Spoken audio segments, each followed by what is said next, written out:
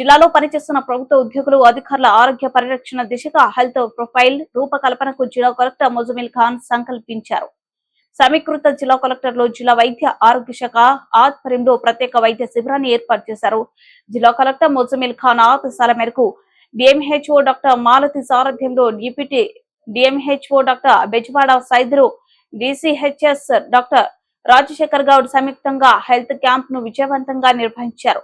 ఇట్టి ప్రత్యేక వైద్య శిబిరాన్ని జిల్లా కలెక్టర్ ముజమిల్ ఖాన్ సందర్శించడంతో పాటు వైద్య పరీక్షలు చేయించుకున్నారు.